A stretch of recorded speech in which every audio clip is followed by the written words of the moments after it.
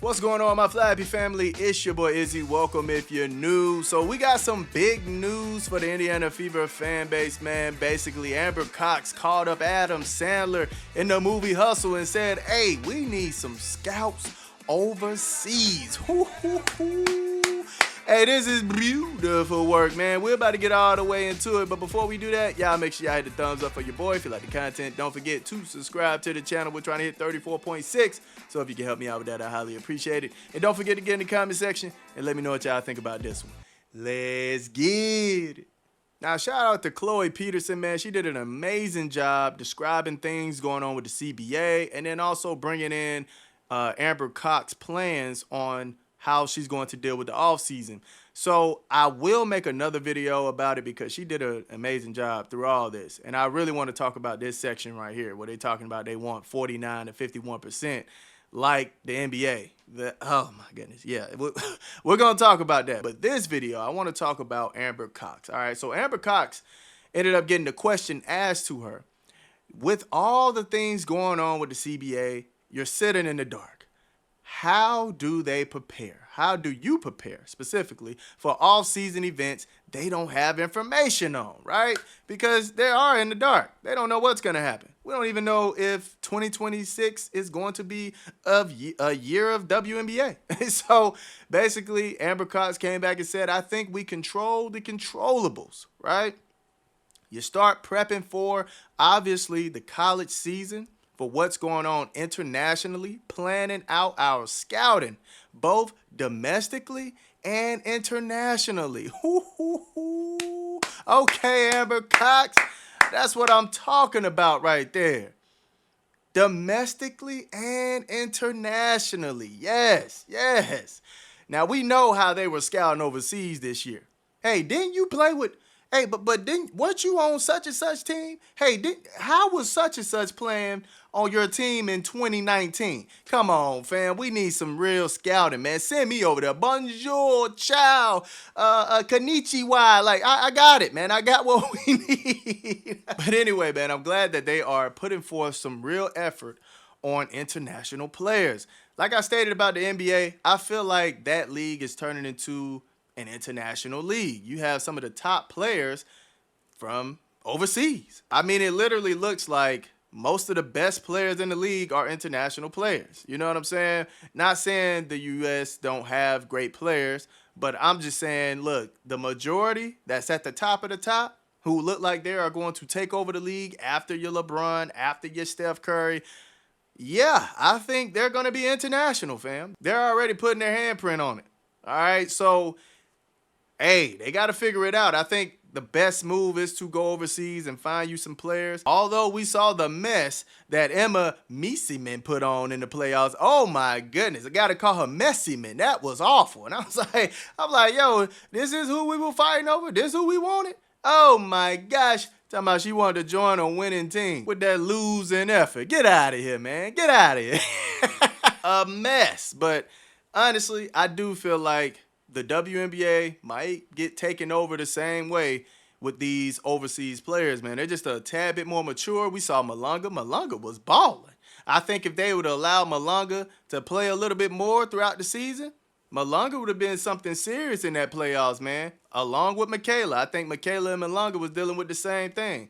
I think Michaela was getting hit with it a little bit more than Malonga, but yeah. I think if both of them were playing throughout the season, getting some real minutes, they would have been legit in the playoffs, really carrying somebody, man. Oh, my goodness. But nonetheless, great news, great news, great news. Let's continue. We are talking to all the players during exit interviews, obviously focused on development plans for them, finding out what their needs are, how we can support them. So really, just focus on what we can control.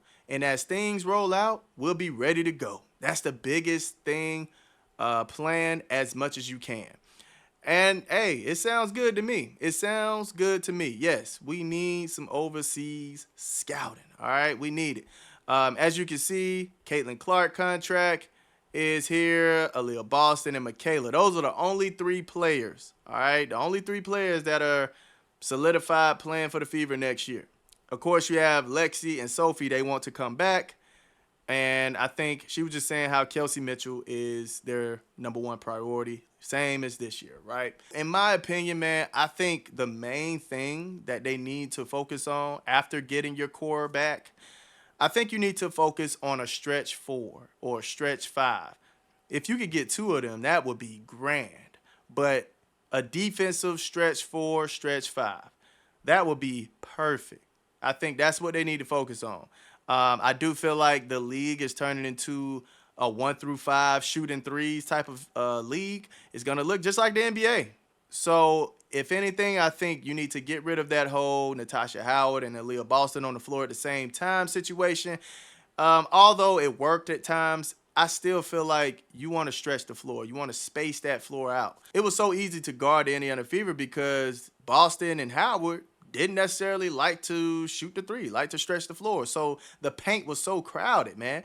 I mean, it was crowded. It looked like sardines up in there. All right. So they have to figure out a way to stretch that floor. And that was the main issue I was bringing up before the season started this year. I was like, I think they're good players. I think they're good. But are we going to be able to stretch that floor, space the floor out? Seeing that Howard and Boston like to get their buckets from the same spot. And I be dang, that's what we dealt with, right? That was an issue. So, yeah, I think they need to get a stretch four, get a stretch five. I would actually like Michaela to come in and back up Boston. So, definitely get somebody for the stretch four. If we can get a stretch five that can play some good defense, that's perfect. I love Dantas, but we know she's not really that great on the perimeter. And that was two players we had that wasn't that great on the perimeter. That's Dantas and Aaliyah Boston. So we need to figure out how to get more agile, how to get more threes from that front court. But yeah, that would be my main focus when it comes to the Indiana Fever during the offseason. I would say you already got Caitlin, Aaliyah, and Michaela. So yeah, definitely figure out Lexi, Sophie, Kelsey Mitchell. And then maybe even throw Ari in there. Throw Ari in there. Why not? I think Ari was a pretty decent backup. Plays good defense. Knew the team right away. Like, that was amazing what she did. Flying in, no turnovers in the first game. Had, 6, 7 assists? I can't really remember the assist number. But did an amazing job in the first game and continued to show that she was an impact to the game. Now, granted, you had Petty showing out in the playoffs, right? You had Odyssey showing out in the playoffs, showing you that she could take over a game, which is why I was saying she's my under-the-radar, one of my favorite players. Odyssey is good, but I think, for a one, you're going to need somebody else. You're going to need somebody else, man. She's not really the facilitator like that, although she had games where she passed that ball really well. But I think she's more of a scorer. She's a scorer mentality type of player. Figure out your backcourt backups. You already have your starters, right? You have your backcourt starters. So figure out your backcourt backups and get some stretch bigs. That's what I'll be focused on. Now, I don't know if Howard wants to actually stay and play another year. I don't know. But honestly, look, if I can get a stretch four, I'm getting the stretch four over her. I'm sorry. I got to, man. I have to. We have to move in the direction that the WNBA is moving in. You want to win? You got to have the stretch bigs, man. That's just how I feel. But nonetheless, Amber Cox is trying to go overseas with it, find her some players. Thank God, right? We'll see what happens, man. We'll see what happens. What do y'all think is going to happen? Do y'all think Amber Cox is going to find some good players overseas? Or do y'all think Howard's going to be back? Do y'all think some of these players that we have right now are just going to stay on the team? Let me know in the comment section. I love y'all. Y'all keep it smooth.